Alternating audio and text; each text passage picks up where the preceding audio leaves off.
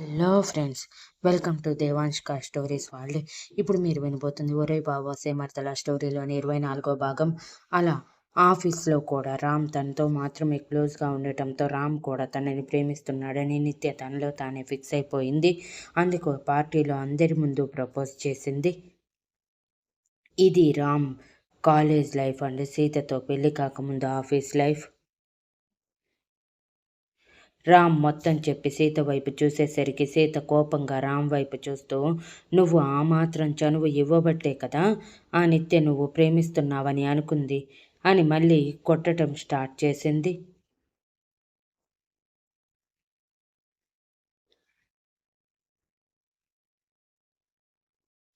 రామ్ ఎంత ఆపుతున్నా సీత ఆగకుండా అలానే కొడుతూ ఉంటే రామ్ ఒక్కసారిగా సీతని బెడ్ మీద పడేసి తన మీదకి చేరిపోయి 2 చేతులు బెడ్కి ఆదిమి పెట్టి, ఏంటే చెప్పమని చెప్పి పోరు పెట్టి చెప్పాక నన్ను ఇలా కొడుతున్నావు? అయినా ఆ నీతు నన్ను ప్రేమిస్తుందని నేనేమైనా కలగన్నానా? అదేదో పొరపాటున జరిగిపోయింది. కనీసం తను నన్ను ప్రేమిస్తుందని నాకు తెలిసి ఉంటే నేనెప్పుడూ తనని అవాయిడ్ చేసి ఉండేవాడిని కదా. నా గురించి నీకు తెలియదా? ఊరికే కొడుతున్నావు. ఇంకొకసారి నన్ను కొట్టావంటే నువ్వు నన్ను కొట్టిన చోటే నీ పెదవులతో ముద్దు పెట్టించుకుంటాను. ఏమనుకున్నావో అని మాటలతో కొంటెదనం కళ్ళల్లో సీరియస్నెస్ చూపిస్తూ అన్నాడు రామ్.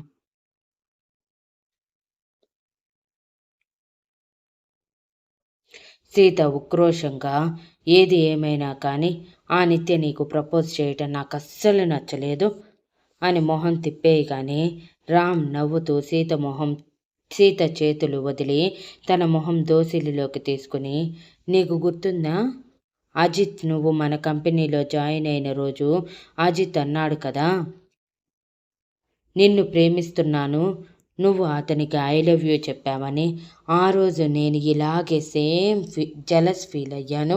అప్పుడు నువ్వు ఇలాగే అవుతున్నావు అంటే నన్ను ప్రేమిస్తున్నావనే కదా అర్థం.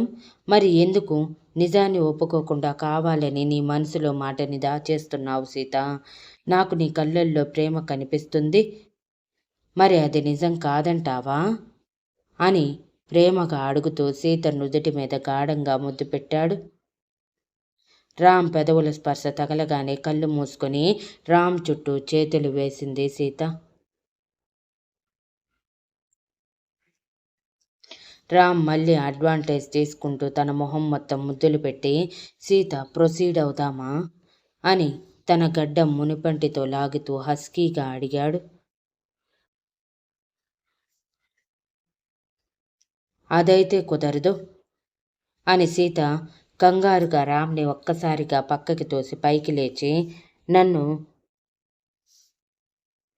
మాయ చేసి ఆ పని కానిచ్చేద్దామనుకుంటున్నావు, కానీ నేను అలా జరగనివ్వను అని ఉక్రోషంగా చెప్పి పైకి లేచి శారీ చేంజ్ చేసుకోవటానికి వెళ్తూ ఉంటే రామ్ సీత చివర పట్టుకొని ఫోర్స్గా వెళ్తున్న సీత అని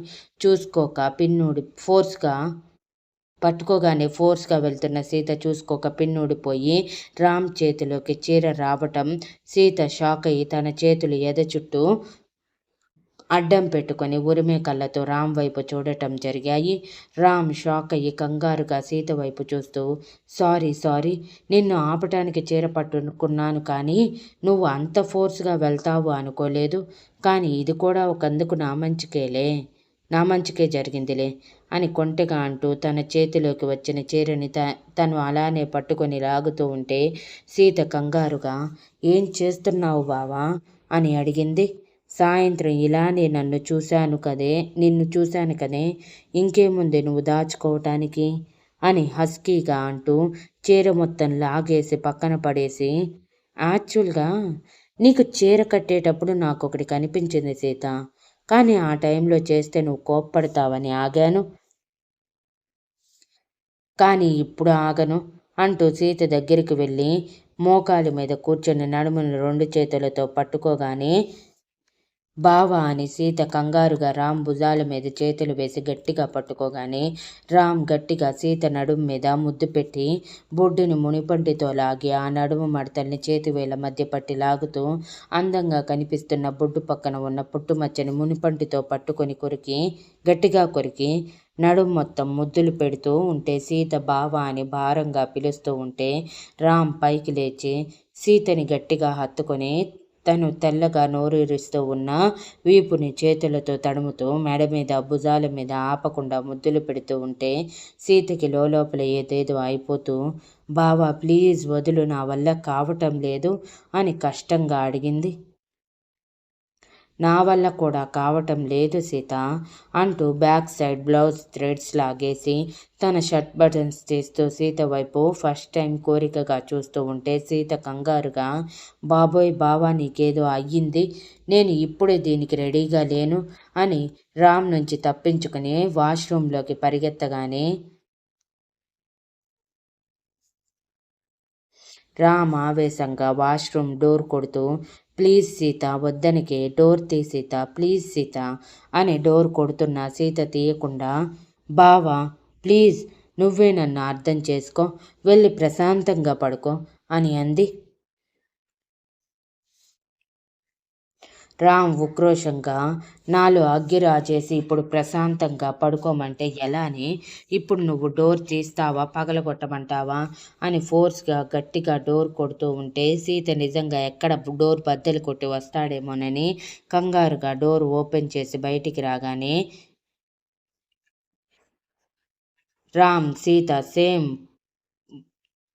వాష్రూమ్లోకి వెళ్ళేటప్పుడు ఏ పొజిషన్లో ఉంది ఇప్పుడు అదే పొజిషన్లో ఉండటంతో ఒక్కసారిగా సీతని ఎత్తుకుని వాష్రూమ్లోకి తీసుకువెళ్ళి షవర్ కింద నిలబెట్టి ఫోర్స్గా పెదవులు అందుకొని గాఢంగా ముద్దు పెడుతూ పెదవుల్లోని ఆదరామృతాన్ని జుర్రుకుంటూ తన చేతులకి పని చెప్పి సీత శరీరాన్ని తడిమేస్తూ ఉంటే సీత కంగారుగా రామ్ని వదిలించుకోవటానికి ట్రై చేస్తున్న సీత కదిలే కొద్ది రామ్ చేతుల పట్టు సీత చుట్టూ పెరుగుతూ రామ్ బిగి కౌగిలిలో బందీ అయిపోయి చివరికి ఊపిరి భారం అవుతూ ఉంటే కళ్ళల్లో నుంచి కన్నీరు జారిపోతూ ఉన్న రామ్కి అది తెలియక సీతని వదలాలి అనిపించక సీత పెదవులు కొరికి మరీ ముద్దు పెడుతూ ఉంటే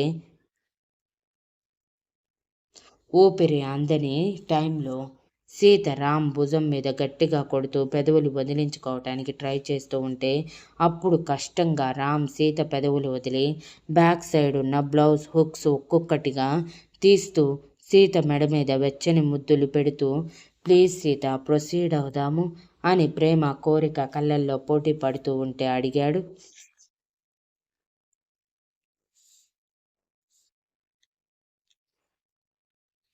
సీత ఒక్కసారిగా రామ్ని దూరం జరిపి రామ్ చెంప మీద గట్టిగా కొట్టి స్పృహలోకి రా బావా, ఏంటి బావా నువ్వు చేసే పని అని అరుస్తూ కన్నీళ్లతో చెప్తున్నాను కదా ఇప్పుడు నాకు ఇది ఇష్టం లేదని, ఫోర్స్ చేస్తావా అని అరిచింది.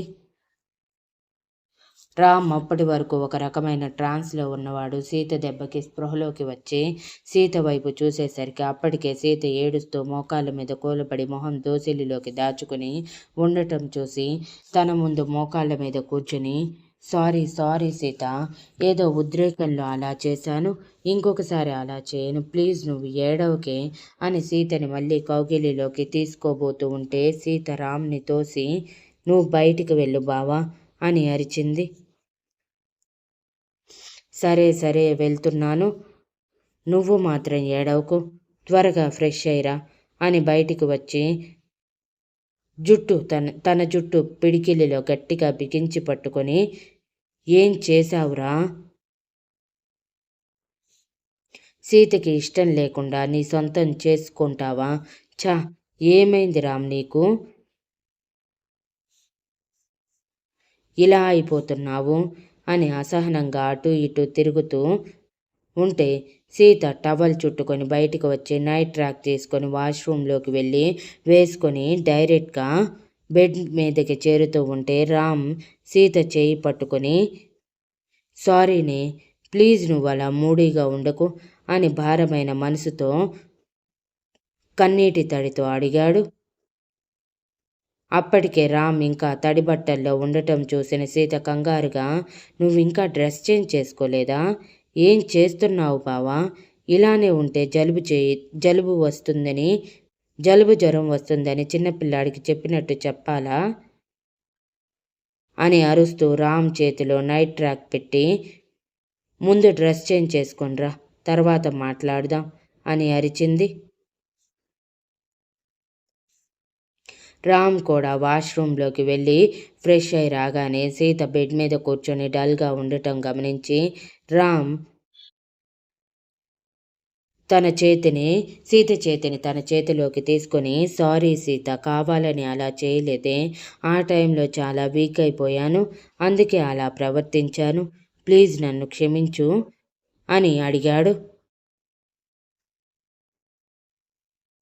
సీత కంగారుగా రామ్ నోటి మీద చేతులు పెట్టి, అలా అనుకు బావా, నువ్వు కావాలని చేయలేదని నాకు తెలుసు, నీ మీద అనవసరంగా చేసుకున్నాను, నన్ను క్షమించు అని ఇంకా తడిగా ఉన్న తల తడిగా ఉండటం చూసి వెంటనే టవల్ తీసుకువచ్చి రామ్ తల తుడుస్తూ, కానీ నేను ఇప్పుడే దీనికి సిద్ధంగా లేను బావా, ప్లీజ్ అర్థం చేసుకో, జస్ట్ ఒక 2 months టైం ఇవ్వు, నేను పూర్తిగా మన రిలేషన్ని యాక్సెప్ట్ చేసి నా మనసులో నీ మీద ఏం ఉందో తెలుసుకొని నేను పూర్తిగా నిన్ను అర్పించుకోవటానికి సిద్ధమవుతాను, అప్పటి వరకు దానికోసం మాత్రం ఇలా బిహేవ్ చేసినట్టు చేయకు, ఫస్ట్ టైం నిన్ను చూస్తే భయమేసింది అని కన్నీళ్లతో అంది. రామ్ ఒక్కసారిగా సీత నడుముని చిన్నపిల్లాడిలా చుట్టుకొని, చాలా ర్యాష్గా ప్రవర్తించాను కదా సీత, అస్సలు అనుకోలేదు నీ దగ్గర ఎప్పుడు నేను ఇలా చేస్తానని, కానీ నిన్ను అలా చూడగానే కంట్రోల్ కోల్పోయానే, అప్పటికే నువ్వంటే నాకు ప్రాణమని తెలిసాక ఎప్పుడెప్పుడు నీ మనసులో ఉన్న ప్రేమ నాకు చెప్తావా అని ఎదురు చూస్తున్నాను, ఎప్పుడు పూర్తిగా నువ్వు నా సొంతం అవుతావా అన్న క్షణం కోసం వెయిట్ చేస్తున్నాను, అందుకే అలా బిహేవ్ చేశాను, ఇంకెప్పుడు అలా చేయను, సారీ అని తలపైకెత్తి సీత కళ్ళల్లో ఇంకా దోబూచులాడుతున్న కన్నీళ్ళని తన పెదవులతో తుడిచి నడుం మీద కనిపిస్తున్న తన పంటిఘాటు మీద సున్నితంగా ముద్దు పెట్టి తల తొడవటం అయిపోవటంతో సీత రామ్ బాధపడటం చూసి తన నుదుటి మీద ముద్దు పెట్టి, ఇక పడుకుందాం బావా, నిద్రొస్తుంది అని అంది. రామ్ సరే అని తను పడుకొని సీతని తన గుండెల మీద పడుకోబెట్టుకొని జోకొడుతూ నిదానంగా నిద్రపుచ్చి రామ్ కూడా సీతని ఏడిపించానన్న భారమైన మనసుతో నిద్రపోయాడు.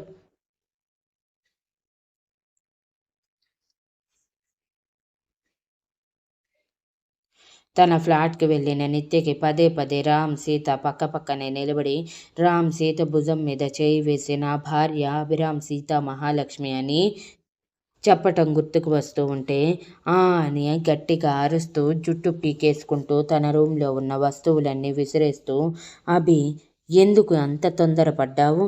ఆయన నీకోసం నేను వెయిట్ చేస్తున్నాను కదా, ఎందుకు నేను నీకు గుర్తుకు రాలేదు?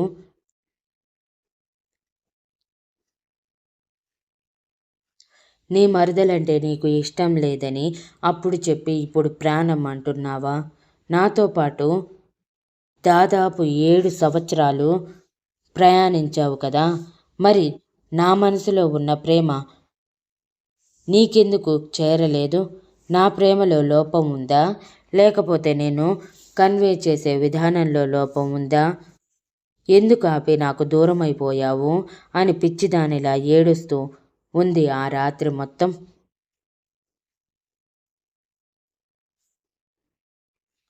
Thank you for listening and please like, share, comment and subscribe.